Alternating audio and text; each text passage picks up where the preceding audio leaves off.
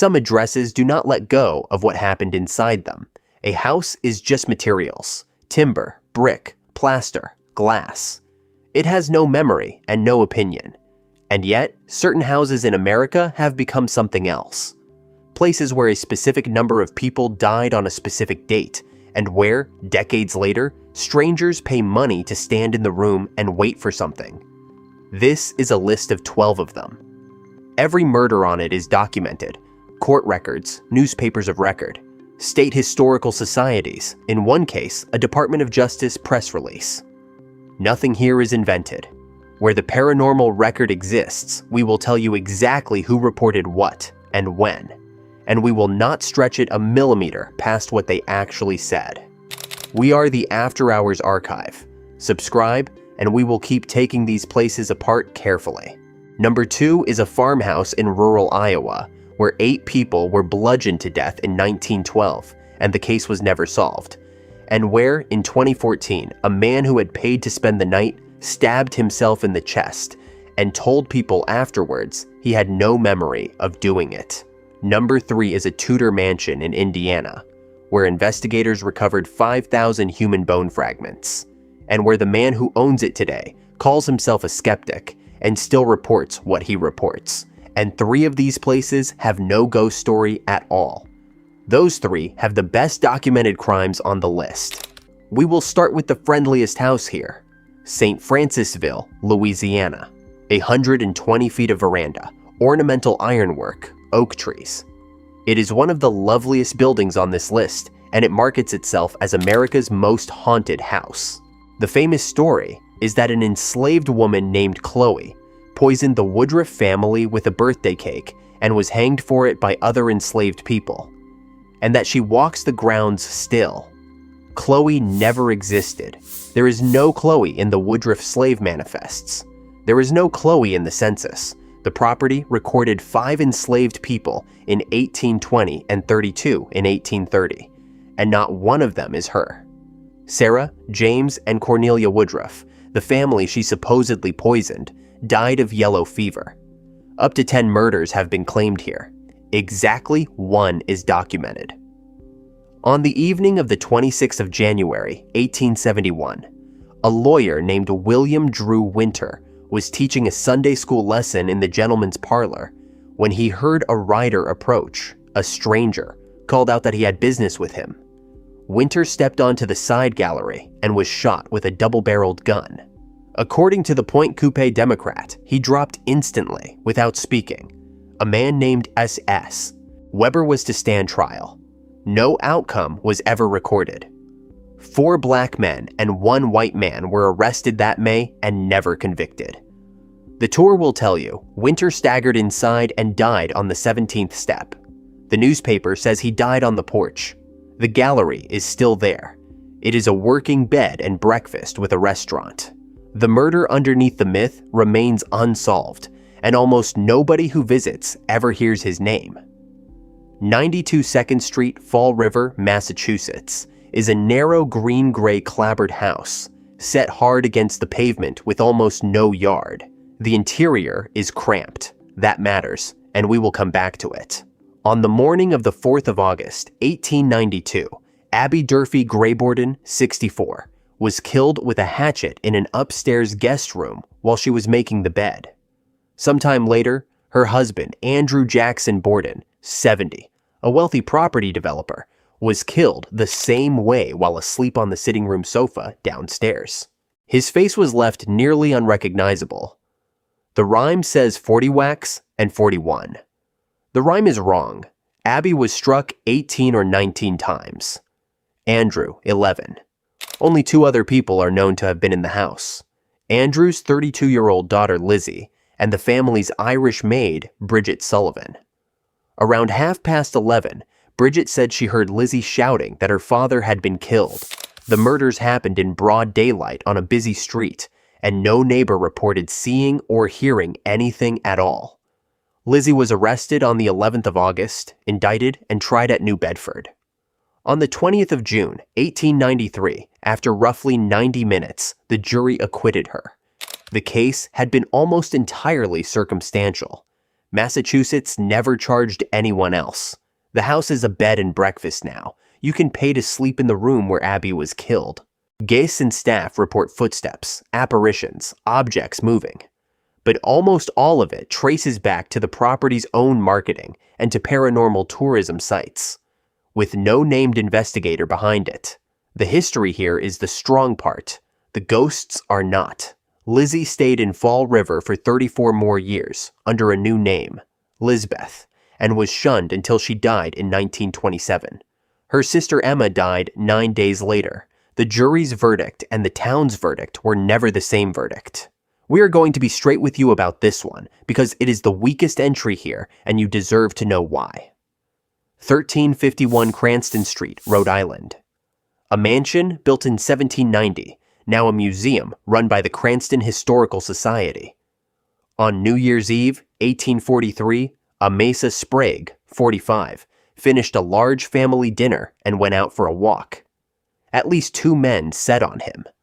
A bullet struck his forearm, disabling him, and then they struck both sides of his skull with a blunt instrument. He was a big, powerful man, and he fought hard. His body was found the next morning beside the road, within sight of his own house. So, he was not killed inside the mansion. He was killed a short walk from its door. Take that for what it is worth. Here is why he is on the list anyway. Suspicion fell on the Gordons, an Irish immigrant family who ran a tavern that Sprague's mill workers drank at. A tavern Sprague had used his influence to get the liquor license pulled from. The investigation was led by Amasa's own brother. John Gordon was convicted on purely circumstantial evidence and hanged in 1845. He almost certainly did not do it. The New England Historical Society calls it prejudice and class warfare against Irish Catholics, rather than a case built on evidence. Public revulsion at his hanging pushed Rhode Island to abolish capital punishment in 1852. He was the last man the state ever executed. The museum reports an apparition on the staircase. For decades, people believed it was John Gordon. Then, they decided it was Amasa instead. The house could not settle which of its 2 dead men had more reason to stay. 63rd and Wallace in Englewood, Chicago. There is a post office. Next to it, a patch of grass. The grass is the important part. Between roughly 1891 and 1894, a swindler named Herman Webster Mudgett, operating as Dr. H. Holmes, ran a 3-story building on this corner, 3 miles from the World's Columbian Exposition. You know the story. The gas chambers, the trapdoors, the chutes, the crematorium, the hotel built for killing, 200 victims. Almost all of that is false. Holmes was arrested for insurance fraud in 1894. People then recalled the building was full of hidden rooms, and that several of his employees had vanished. Some of the missing turned up alive. Roughly half a dozen did not. Holmes confessed to 27 murders, and several of the people he confessed to killing were still living at the time. Police confirmed 9. Pulp writers did the rest, and in 2003, a best-selling book carried the inflated version to everybody. The historian Adam Selzer took it apart. The dying elderly pharmacist, whose widow Holmes supposedly swindled, Dr. E.S. Holton, was in fact Elizabeth Sarah Holton, a woman, the doctor herself. She and her husband outlived Holmes by years and were still living in Chicago after they hanged him in 1896.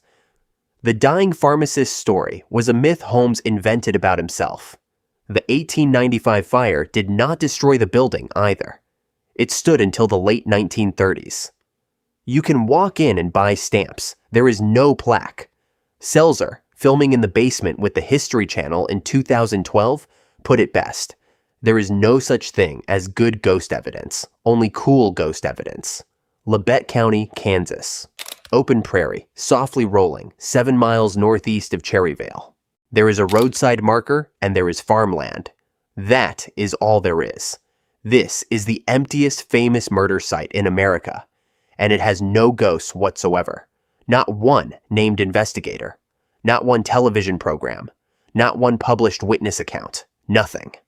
It also has one of the 2 best documented crimes on this entire list. From May 1871 to December 1872, The Bender family ran a one-room cabin and store on the Osage Mission Trail. They sat travelers at a table with their backs to a canvas curtain, struck them from behind, cut their throats, and dropped the bodies through a trap door into the cellar. In May 1873, investigators found the graves in the orchard. At least 11 people. The Kansas Historical Society marker says so plainly. The case broke because a state senator, Alexander York, retraced the last known steps of his missing brother, Dr. William York, and the trail ended here. John Bender Sr., his wife, Elvira, John Jr., and Kate. Neighbors said the two younger ones were not siblings at all, but a couple. Governor Thomas Osborne offered $500 for the capture of each. The reward was never collected. They vanished before anyone could arrest them and were never seen again. And then something happened that ought to make everybody watching this uncomfortable, including us. Souvenir hunters took the cabin apart, piece by piece, board by board, until there was nothing left. And whatever evidence remained inside went into their pockets and their parlors. The crime scene was consumed by its own audience. A team from the University of Kansas is out there now with GPS units, cataloging what is left in the soil. Some objects sit in the Cherryvale Museum. There is a book, there is a marker, there is no house, and there is no haunting, and 11 people are still dead. Which of these would you actually visit?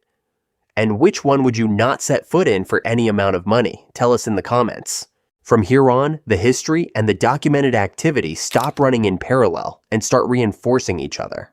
The last 5 are where both records are at their strongest, and where the gap between what happened and what people believe happened is at its widest. 2475 Glendower Place, on a hilltop above Los Feliz, Los Angeles. Spanish Revival, 5,000 square feet, ballroom, servants' quarters, and a long grass slope running down from the front door. Remember the slope. Sometime between 4:30 and 5 in the morning on the 6th of December, 1959, Dr. Harold Perelson beat his sleeping wife Lillian to death with a ball-peen hammer. Lillian was 42. He then went into the room of his 18-year-old daughter Judy and attacked her with the same hammer. Judy got out.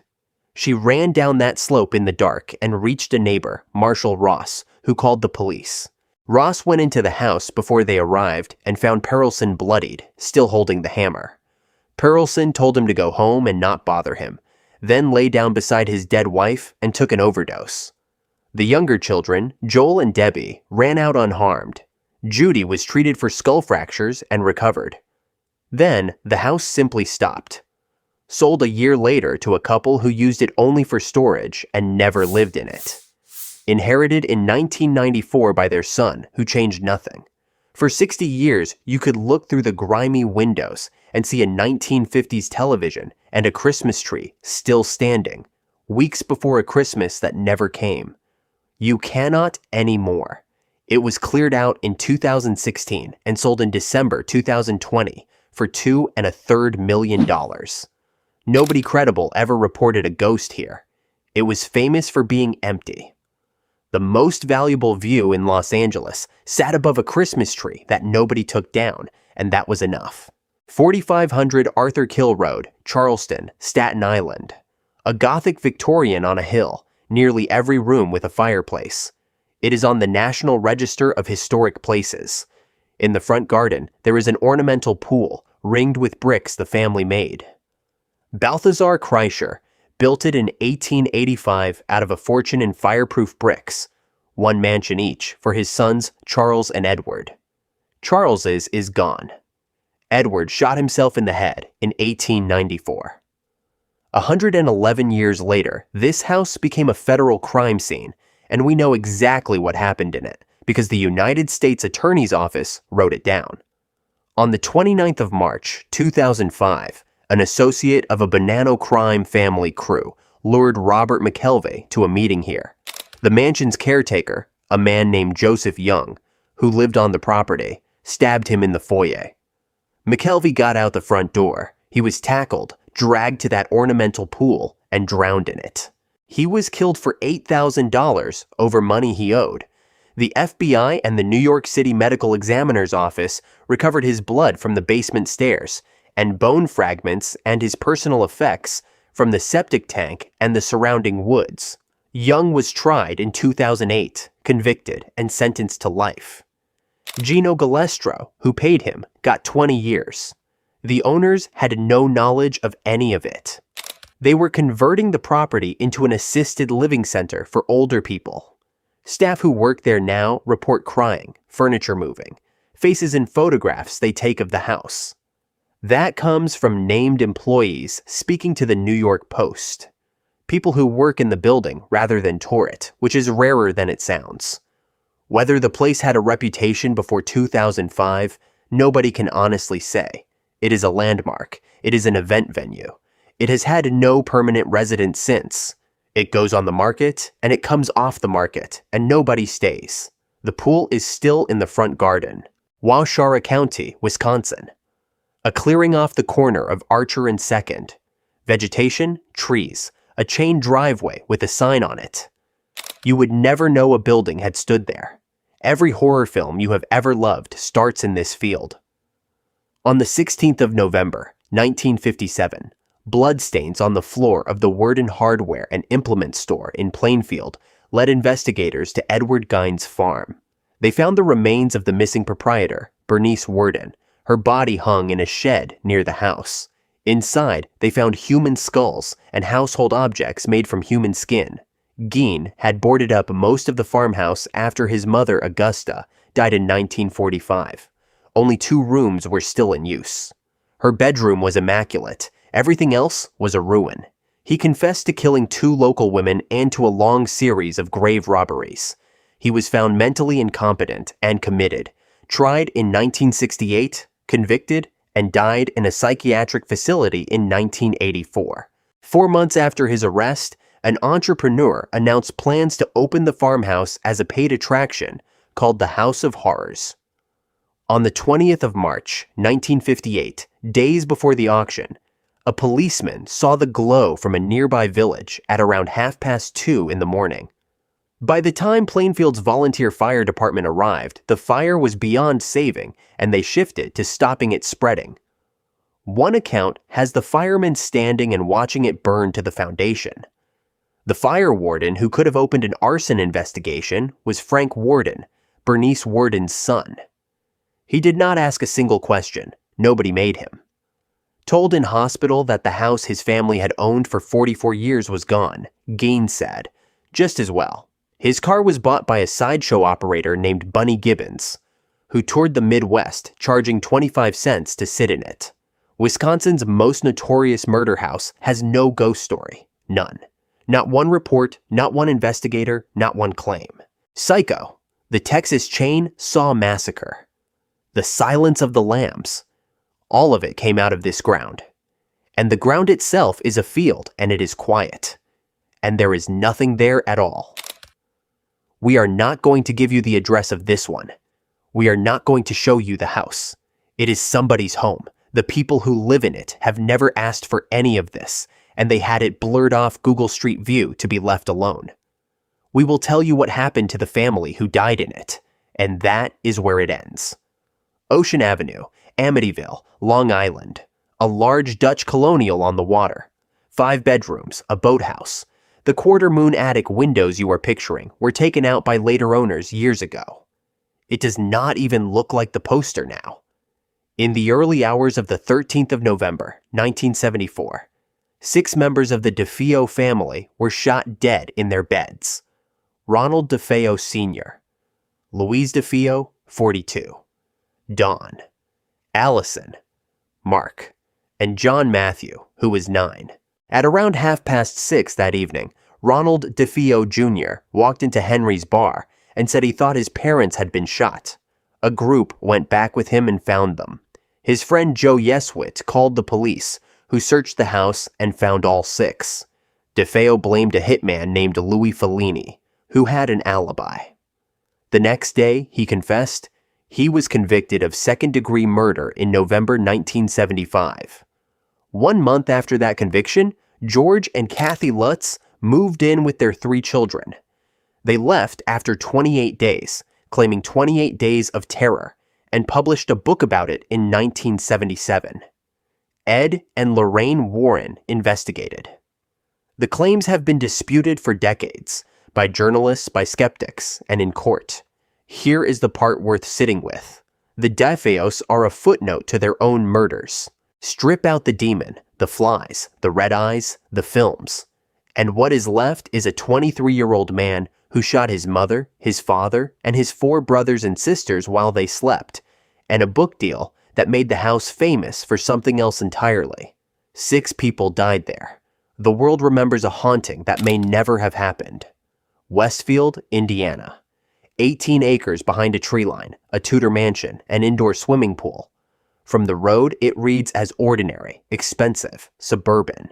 You would drive past the entrance without a thought. In 1996, investigators recovered more than 5,000 human bone fragments from these grounds. 11 bodies were confirmed. Estimates run higher. The property belonged to Herb Baumeister, a businessman who ran a chain of thrift stores with his wife. From the late 1980s, young men had been disappearing after nights out at gay bars in Indianapolis. Baumeister was also suspected in the deaths of 9 men found along the interstate between Columbus and Indianapolis, a route he drove for work. He was never tried. Before it could happen, he went to Canada and took his own life. Everything we know about Fox Hollow was established after the only defendant was already dead, which is exactly why, 30 years on, this is not finished. The Hamilton County coroner is still working. Victims were being formally identified as recently as June 2024. There are families who found out what happened to their brother, their son, within the last 2 years. There are families still waiting. Production. Note: do not record. Insert the current confirmed victim names here, sourced directly from the Hamilton County Coroner's Office. Do not take them from this script, from the dossier, or from any secondary source. Read the names. Rob and Vicki Graves bought the house in 2009. They knew what it was. Rob Graves describes himself as a skeptic, and he and his family report noises they cannot place, lamps that move overnight, figures at the windows. It started with Vicki seeing a man in a red shirt among the trees with no legs. Graves went on to co-write a book about it with the paranormal author Richard Estep. There has been a feature documentary and a network television episode. That is the best attributed paranormal record on this entire list. Better than any of the famous ones, and it comes from a man who lives there and would rather it were nothing.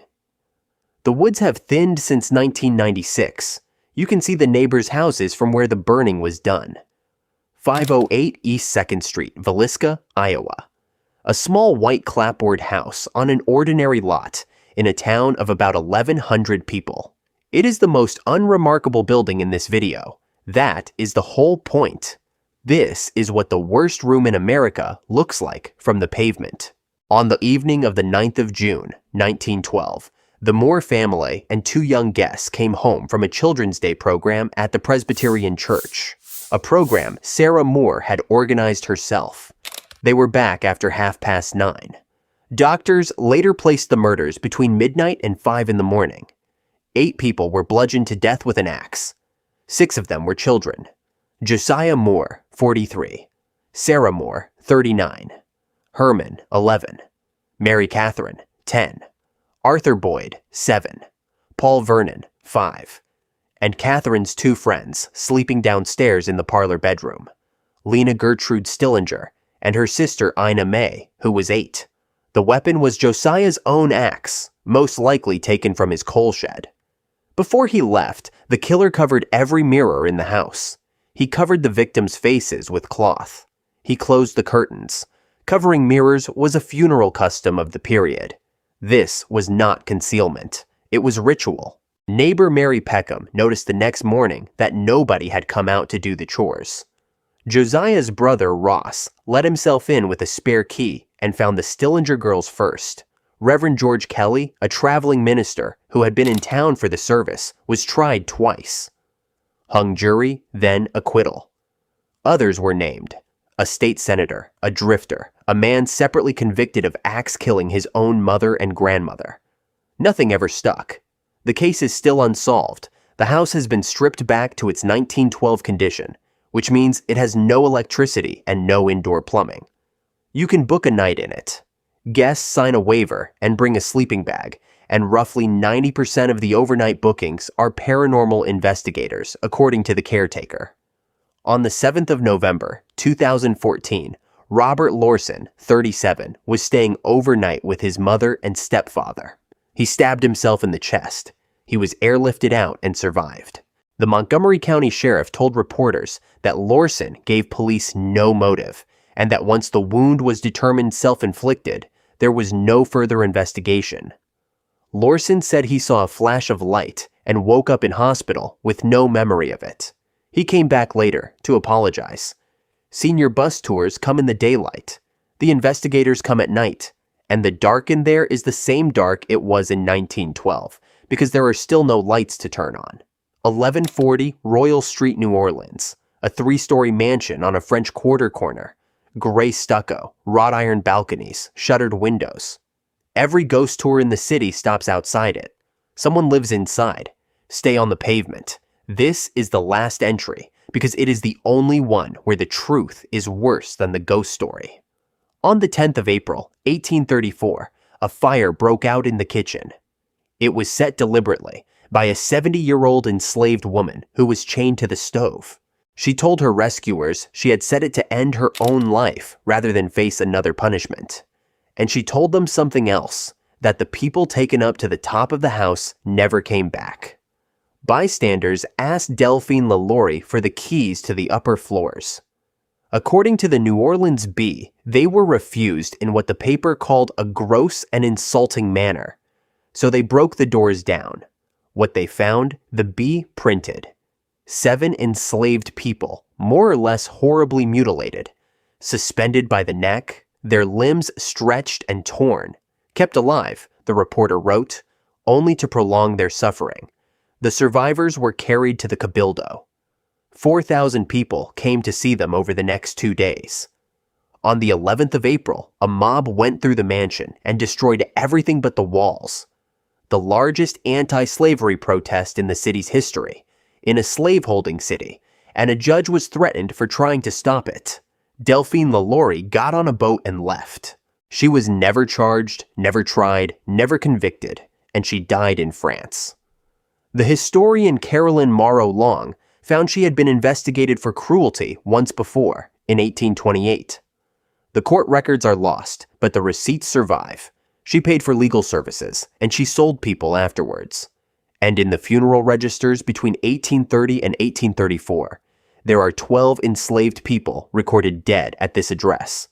No cause is given. Among them, a cook and laundress named Bonnet, who died in February 1833, and 4 of her children, Juliette, who was 13, Florence, who was 10, Jules, who was 6, and Leontine. Those are almost the only names that survive from that house. Not the 7 in the attic. Nobody wrote theirs down. Not the ones who simply stopped appearing. 5 names in a register because somebody had to record a burial. A television series made Delphine LaLaurie famous. It did not film here, and it did not need to. The fiction travels perfectly well without the address. But there is no invented ghost on a Royal Street that is worth more than the fact that a woman chained to a stove set a fire to kill herself, and instead brought down the most powerful household in New Orleans. She is not named either. 12 addresses, 12 documented murders, 9 hauntings, and the 3 with no ghosts at all have the clearest records of anyone dying. That is the pattern, and it is worth saying out loud. These places are not haunted because something happened in them. They are haunted because we needed them to be. A ghost is easier to look at than a man with a hammer, or a jury that said not guilty, or a coroner in Indiana still matching bone fragments to names in 2024. Some of these you could visit this weekend. Some are private homes and should be left completely alone. 2 are empty fields. If you know an address like this, put it in the comments. We will check the archives and we will tell you what we actually find. Subscribe.